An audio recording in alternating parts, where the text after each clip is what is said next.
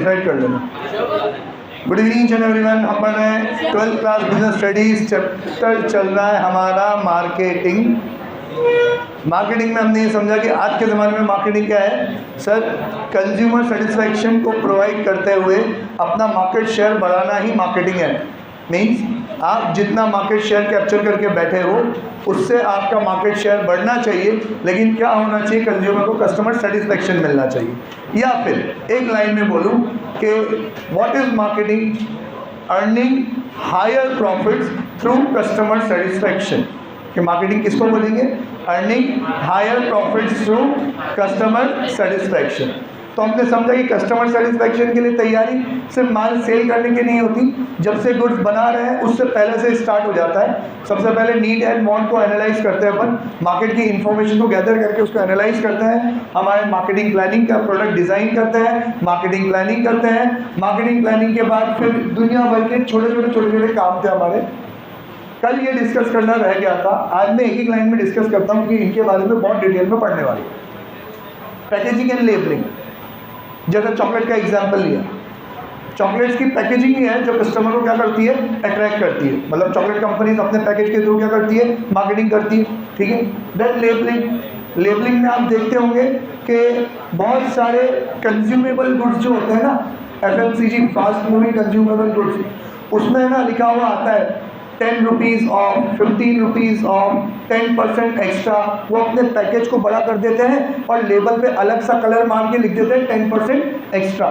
तो मीन्स वो जो लिखावट है लेबल की, उसके थ्रू भी वो एक सेल्स ऑफर प्रमोट कर रहे हैं और उसके थ्रू वो आपको अट्रैक्ट करने की कोशिश कर रहे हैं। और आज के ज़माने में जब सुपर मार्ट का ज़माना है, आप बेस्ट प्राइस जाते हो और बेस्ट प्राइस में आपको कोई चीज़ खरीदनी है जहाँ पे कोई सेल्समैन नहीं रहेगा, तो वहाँ पे चीज़ें अट्रैक्ट कौन करेगी, सिर्फ पैकेजिंग और लेबलिंग। आप दूर से चीज़ें देख रहे हो, जिसकी पैकेजिंग सही लगेगी उसके पास पहले जाओगे और फिर उसका लेबल आप रीड करोगे।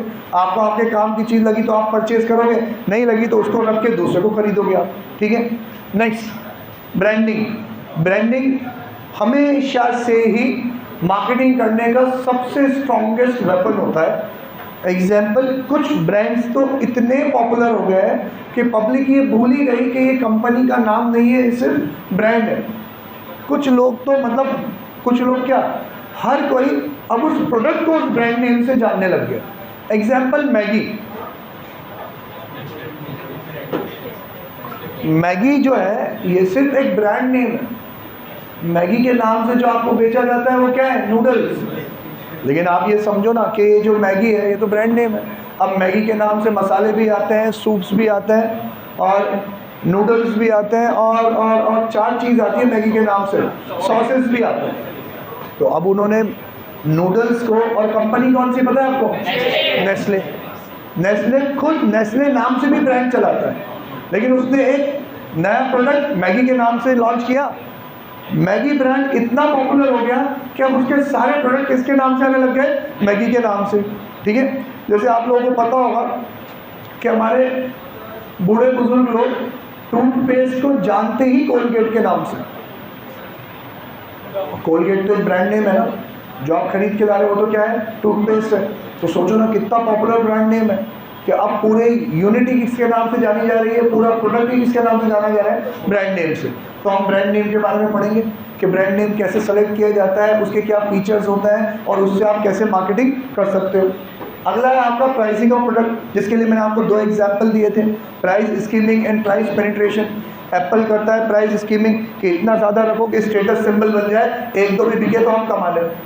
प्राइस पेनिट्रेशन इतना कम रखो कि हर कोई खरीदे, हर कोई खरीदेगा तो हमें क्या हो जाएगा, प्रॉफिट हो जाएगा।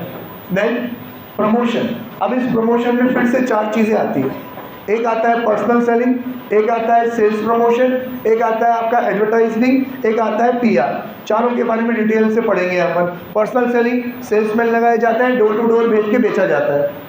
Sales promotion 10% off, 20% off, buy 3 get 1 या 10% एक्स्ट्रा। सेल के टाइम पे जो इमीडिएट ऑफर दिए जाते हैं वो सेल्स ऑफर कहलाते हैं। एडवर्टाइजमेंट न्यूज़पेपर में होता है, रेडियो में होता है, टेलीविजन में होता है, पैम्पलेट्स के थ्रू होता है। Last PR, public relation. आप लोग ने बहुत कम फेस किया होगा, लेकिन जितने भी स्पॉन्सरशिप्स वाले प्रोग्राम होते हैं ना, वो सब किसके लिए होता है? PR के लिए, कम्युनिटी ट्रस्ट के लिए, सोसाइटी में अपनी इमेज बिल्डअप करने के लिए। तो उसको बोलते हैं अपन पब्लिक रिलेशन। जैसे अगर मुझे मेरे इंस्टीट्यूट की एडवर्टाइजिंग करनी है तो मैं एडवर्टाइजिंग के लिए सबसे बेस्ट मेरी इंडस्ट्री के लिए मानता हूँ PR। मैं क्या करता हूँ, दूसरे स्कूल से और दूसरी कोचिंग इंडस्ट्री से जाके मिलता हूँ। बस मैं उनको कोई लालच नहीं देता कि आप यहाँ पे स्टूडेंट भेजोगे तो हम आपको इतना कमीशन देंगे या आप हमारा रिजल्ट डिस्प्ले करो। मैं बस उनसे जाके मिलता हूँ, या तो दिवाली पे या न्यू ईयर पे उनको एक छोटा सा 100-200 रुपये का गिफ्ट देता हूँ और उनको बस बताता हूँ कि हम कौन है, हम कितने टाइम से काम कर रहे हैं, हम क्या क्या पढ़ाते हैं और हमारा क्या रिजल्ट है, बस। अब नेक्स्ट टाइम जो स्टूडेंट्स उनके यहाँ पढ़ रहे हैं, अगर वो कॉमर्स ऑप्ट करते हैं तो वो अपने आप ही पूछते हैं कहाँ जाए, हम उनसे मिले हुए होते हैं तो उनके जहन में हमारा नाम होता है तो वो रेफ़र कर देते हैं कि यहाँ आओ। तो ये क्या हुआ? Public relation. मेरा कोई पैसा भी खर्च नहीं हुआ और मेरी इमेज भी क्या हुई, उससे बिल्ड हुई। ठीक है। Then physical distribution. इसमें मैंने आपको समझाया था कि आपको डिसीजन लेना होता है कि हम कैसे बेचें। हमारे खुद के रिटेल आउटलेट लगाएं कि हम डिस्ट्रीब्यूटर के थ्रू बेचें, हम शॉर्टेस्ट रूट के थ्रू बेचें कि लॉन्गेस्ट रूट के थ्रू बेचें। तो इसमें हम पढ़ेंगे डिपेंड ऑन योर प्रोडक्ट। आपका प्रोडक्ट बहुत महंगा है तो रूट कैसा होगा? शॉर्टेस्ट। आपका प्रोडक्ट बहुत सस्ता है, 10-12 रुपये का ही है, तो आप थोड़ी सबको बेचने जाओगे, तो फिर कौन सा होगा रूट? लॉन्गेस्ट। मतलब एक सोल सेलिंग एजेंट होगा, एक डिस्ट्रीब्यूटर होगा, होलसेलर होगा, फिर रिटेलर होगा, उसके बाद आप क्या करोगे? बेचोगे। तो ये डिस्ट्रीब्यूशन का हम यहाँ पढ़ेंगे। देन है कस्टमर सपोर्ट सर्विसेज। इसका मैंने बताया कि एक छोटी सी चॉकलेट भी खरीदोगे तो उसके पीछे भी टोल फ्री नंबर होगा कि आपको कोई भी प्रॉब्लम हो तो हमसे कहो, हम आपके कस्टमर को क्या करेंगे? सेटिस्फाई करेंगे। मैंने LG का एक एग्जांपल आपको लिया था कि LG का हमारा टीवी खराब हो गया, मैंने एक कंप्लेन करी और उन लोगों ने क्या कर दिया? वो टीवी फ्री में ठीक करके दे दिया रातों रात। तो ये क्या है? कस्टमर सपोर्ट सर्विसेज, जो आफ्टर सेलिंग के बाद काम में आती है। Done? Okay. Marketing management philosophies आज का टॉपिक हमारा यही है। इसको मैं आपको पहले ही ब्रीफ कर चुका हूँ कि जब इकोनॉमी आगे बढ़ने लगी, लोग अपने प्रोडक्ट को बेचने के लिए मेहनत करने लगे तो अलग अलग सोच सामने आए। कुछ भी नहीं है बेटा। सबसे पहले लोग कहने लगे कि प्रोडक्शन पे ध्यान दो, ज़्यादा से ज़्यादा प्रोड्यूस करो। ज़्यादा प्रोड्यूस करोगे तो कॉस्ट क्या आएगी? कम आएगी। तो एक तो वो अफोर्डेबल होना चाहिए और एक इजीली अवेलेबल होना चाहिए। ज़्यादा से ज़्यादा प्रोड्यूस करो, हर जगह अवेलेबल करो। मेरे को सस्ता मिलेगा, हर जगह मिलेगा, मेरे कन्वीनियंस में मिल जाएगा तो मैं खरीद लूँगा। लेकिन तुम मुझे कहो कि मुझे खरीदने इतनी दूर आना पड़ेगा तो मैं नहीं खरीदूँगा, मेरे पास में ही चाहिए और सस्ता चाहिए। तो आप ज़्यादा से ज़्यादा प्रोड्यूस करो ताकि वॉल्यूम आपको डिस्काउंट मिले। फिर कहा कि नहीं यार, सिर्फ सस्ता प्रोड्यूस करने से माल नहीं बिकेगा, आपका प्रोडक्ट भी अच्छा होना चाहिए। तो प्रोडक्शन से हम आए किसके ऊपर? प्रोडक्ट के ऊपर। अब आप इनोवेशन करो, प्रोडक्ट में नए नए फीचर्स लाओ, प्रोडक्ट की क्वालिटी इंप्रूव करो तो आपका प्रोडक्ट बिकेगा। फिर कहे नहीं, प्रोडक्ट तो सबके ही अच्छे हो गए, सबने नए नए फीचर्स लिया है, किसी में क्या किसी में क्या, तो किसका बिकेगा? सर जो अट्रैक्ट करेगा, सेलिंग कंसेप्ट। अब उनको अट्रैक्ट करो सेल्स के लिए कि उनको अलग अलग ऑफर्स दो। अगर आप ऑफर दोगे, वो अट्रैक्ट हैं, कन्विंस हैं, तो वो खरीद लेंगे।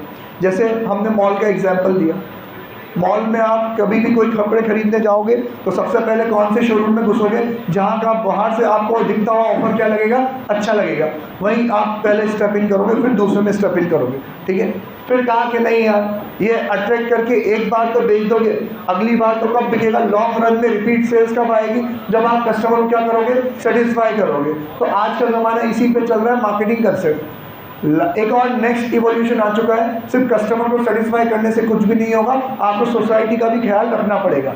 इसका एक एग्जांपल लेता हूँ, फिर आगे बढ़ूँगा। कि कल मैंने एक रील देखी, उसमें यूँ बताया कि जितनी भी स्पोर्ट्स बाइक है उन सब की टॉप स्पीड 300 होती है। 300 से ज़्यादा वाली स्पीड वो बना भी देते हैं तो बेचते नहीं। तो इसका क्या रीज़न है? क्या कोई लॉ है क्या कि 300 से ज़्यादा की स्पीड वाली बाइक आप बना नहीं सकते? नहीं, कोई लॉ नहीं है। ये इन बाइक मेकर्स ने आपस में एग्रीमेंट किया कि यार अपन बनाने को तो कितना भी बना सकते हैं, जितनी हाई कैपेसिटी का इंजन होगा उतनी तेज़ भगेगा, कार भी तो भगती है ना। तो 300 से ज़्यादा वाली बाइक बनने में बन सकती है, पॉसिबल है। लेकिन कोई अनहोनी हो उससे पहले ही अपन क्या करो? समझ जाओ।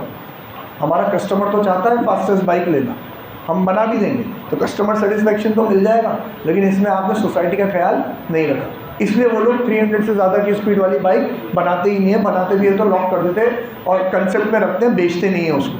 ठीक है, ओके। अब 1 बाय 1 इसमें बहुत सारी चीज़ एक एक दो मार्क्स में पूछी जाती है। ज़्यादातर तो ये 4 पॉइंट पूछे जाते हैं कि अगर आप प्रोडक्शन कंसेप्ट पे हो तो प्रोडक्शन कंसेप्ट क्या कहता है, ज़्यादा से ज़्यादा प्रोड्यूस करो ताकि सस्ते से सस्ता मिले और इजीली क्या हो, अवेलेबल हो। तो इस पे आपका फोकस किस पे रहेगा, क्वांटिटी ऑफ प्रोडक्ट पे, ठीक है। Then means sir quantity of product में क्या मीन्स, क्या कि कैसे आप मार्केटिंग करना चाहते हो, availability and affordability of product, improving production distribution efficiency. Availability होनी चाहिए, अफोर्डेबिलिटी होनी चाहिए। तो हमें किस पे काम करना है, इंप्रूविंग प्रोडक्शन डिस्ट्रीब्यूशन एफिशिएंसी, कि प्रोडक्शन की एफिशिएंसी बढ़ानी है और डिस्ट्रीब्यूशन की एफिशिएंसी बढ़ानी है। एंड कहाँ होगा, कि ये वाली स्टेज एंड कहाँ होगी, and profit through large volume of production. ज़्यादा से ज़्यादा प्रोड्यूस करके हम क्या कमाएंगे, प्रॉफिट कमाएंगे। स्टार्टिंग पॉइंट सर ये मार्केटिंग की फिलॉसफी स्टार्ट कहाँ से होती है, फैक्ट्री से, क्योंकि प्रोडक्शन आपका कहाँ होगा, फैक्ट्री में ही होगा। तो रीड करो, profit would be maximised by producing at large scale, thereby reducing the per unit cost,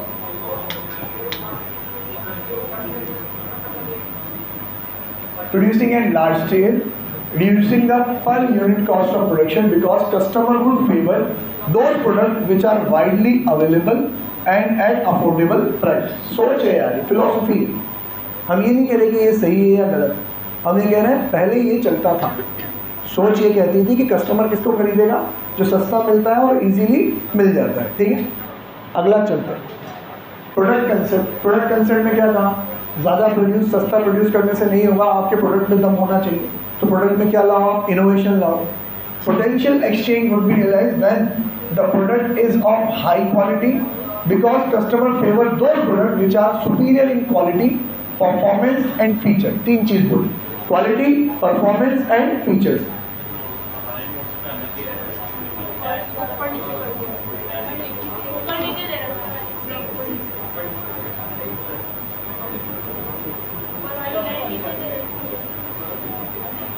मतलब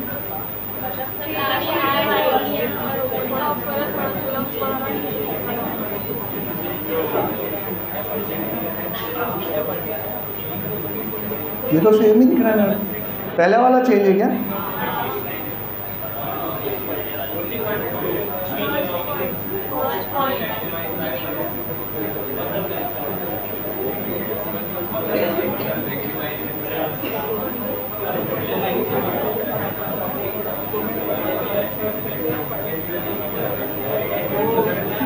हाँ बस पैराग्राफ का ही तो फर्क है, पैराग्राफ ही तो चेंज हो रहा है, मतलब फ्रेमिंग चेंज हो रही है। जो सेकंड वाला पॉइंट है वो ऊपर लिख रखा है, जो फर्स्ट वाला पॉइंट है वो नीचे लिख रखा है, बाकी सब कुछ सेम ही।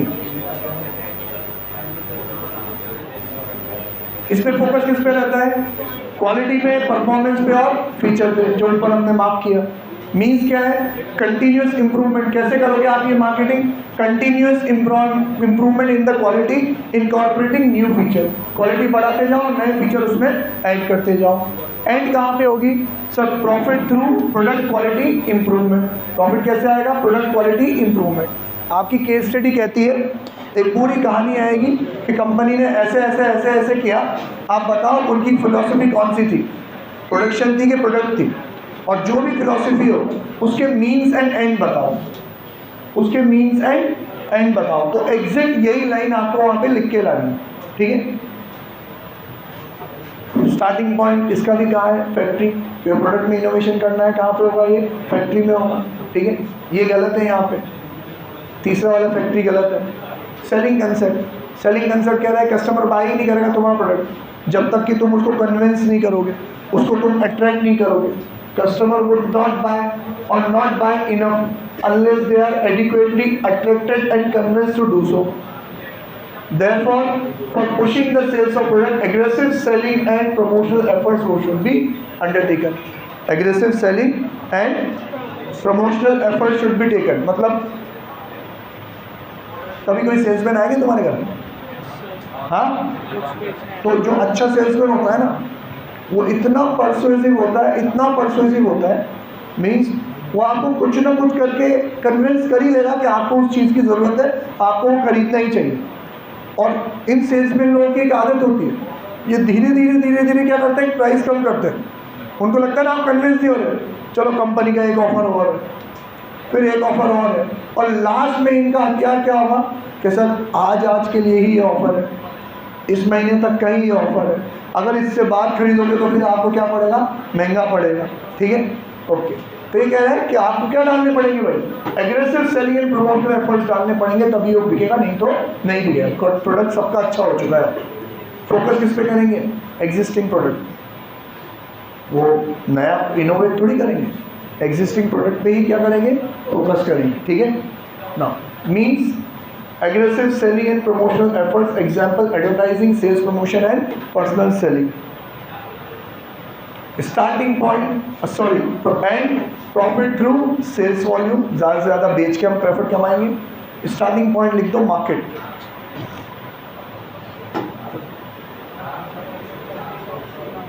जी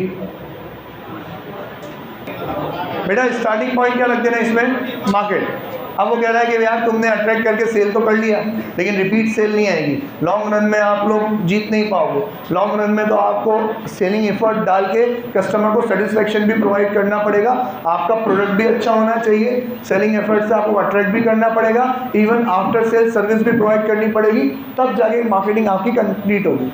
तो marketing concept in the long run an organisation can achieve its objective of profit maximisation by identifying customer needs and satisfying them better than the competitors. 3 line mark कर लो कि लॉन्ग रन में कैसे कमाओगे, उनकी need को identify कर लो और उस नीड को सेटिस्फाई करो better than their competitors. The purpose of marketing is to generate customer value at a profit. Motto क्या है कि सर कस्टमर वैल्यू जनरेट करना और खुद के लिए प्रॉफिट अर्न करना। फोकस किस पे, कस्टमर की नीड पे। और अब सर मीन्स कैसे, इंटीग्रेटेड मतलब जोड़ना, मिला के। तो 2-3 चीज़ों को जोड़ेंगे in respect of product, price, promotion and physical distribution. कि प्रोडक्ट भी बढ़िया होना चाहिए, उसकी प्राइस भी सही होनी चाहिए, उसके लिए आपको सेल्स प्रमोशन भी करना पड़ेगा और फिजिकल डिस्ट्रीब्यूशन भी आपका प्रॉपर होना चाहिए। मतलब देखा जाए तो प्रोडक्शन कंसेप्ट में था आपका फिजिकल डिस्ट्रीब्यूशन, वो कह रहा था ना अवेलेबल होना चाहिए। प्रोडक्ट कंसेप्ट में था आपका प्रोडक्ट इटसेल्फ, कि प्रोडक्ट अच्छा होना चाहिए। यहाँ पे वो कह रहा था कि आप क्या कर प्रोवाइड करो, कन्विंस करो उसको, एफर्ट डालो, सेलिंग प्रमोशनल एफर्ट्स डालने पड़ेंगे। मतलब किस में, सेल्स प्रमोशन अपनाना पड़ेगा। तो कह रहा है सर यहाँ तो सारी चीज़ें करनी पड़ेगी आपको, आपका प्रोडक्ट भी बढ़िया होना चाहिए, प्रोडक्ट के साथ साथ आपका प्राइस भी अफोर्डेबल होना चाहिए, प्रमोशन भी करना पड़ेगा आपको और फिजिकल डिस्ट्रीब्यूशन भी उसका होना चाहिए। ये जितने भी कंसेप्ट हमने अभी तक पढ़े, इन सब को इंटीग्रेट करके आपको कस्टमर सेटिस्फेक्शन प्रोवाइड करना है। ठीक है नाउ एंड कैसे, प्रॉफिट थ्रू कस्टमर सेटिस्फेक्शन। ख़त्म का होगा मार्केट में। ठीक है, कॉपी पेस्ट सब कुछ ऐसा का ऐसा सोसाइटल मार्केटिंग में आएगा। बस कस्टमर सेटिस्फेक्शन के साथ साथ सोसाइटी का भी आपको वेलफेयर करना पड़ेगा, सोसाइटी का भी ख्याल रखना। जिसमें इसमें एक एग्जांपल दे रखा है कि कस्टमर तो चाहता है कि हाई स्पीड कार बने, लेकिन वो कार बनाने में पोल्यूशन बहुत ज़्यादा हो रहा है, तो फिर वो जस्टिफाइड नहीं है आपका वो बनाना, और कस्टमर की नीड सेटिस्फाई करना जस्टिफाइड नहीं है। आप कस्टमर की नीड इस तरीके से सेटिस्फाई करो कि सोसाइटी का भी वेलबींग हो, उनका भी वेलफेयर हो। ठीक है, the task of any organisation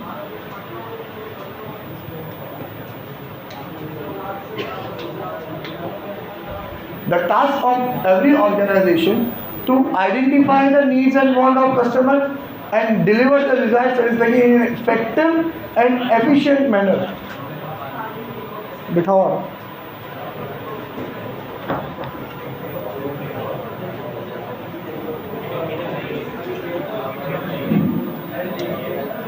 first point, identify करो आप नीड एंड वांट्स को, सेटिस्फाई करो, लेकिन कैसे, effective and efficient manner so as the long term well being of customers as well as society is taken care of. long term well, जिसको अपन बोलते हैं sustainable development, सुना है आप लोगों ने? सस्टेनेबल डेवलपमेंट मतलब ऐसा डेवलपमेंट जो क्या हो सके, सस्टेन हो सके। आप डेवलपमेंट तो कर देते हो तो सारे रिसोर्सेज आप ही खा जाओगे तो फ्यूचर जनरेशन के लिए क्या छोड़ के जाओगे। तो आपका डेवलपमेंट ऐसा हो जो सस्टेनेबल हो, आप जो डेवलप करके जाओ वो फ्यूचर जनरेशन के लिए भी बाकी रहे।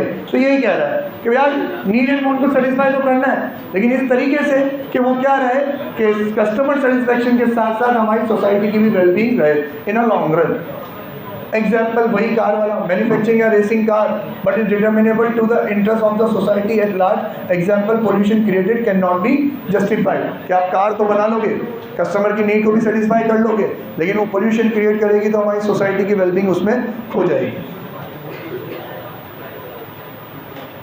Focus customers need and society wellbeing. यहाँ पे सिर्फ कस्टमर नीड था, कस्टमर नीड के साथ सोसाइटी वेलबींग। अब ये means ditto copy paste integrated marketing aspect of product price promotion and physical distribution and profit through customer satisfaction के बाद सोसाइटी वेलफेयर। यहाँ पे सोसाइटी वेलबींग, यहाँ पे society welfare and market and society. ये और ये डिट्टो सेम है, बस हर बार कस्टमर सेटिस्फेक्शन के बाद सोसाइटी वेलफेयर लग जाएगा। जब जब आप कस्टमर सेटिस्फेक्शन लिखोगे उसके बाद आपको सोसाइटी वेलफेयर भी लिखना है। कंप्लीट।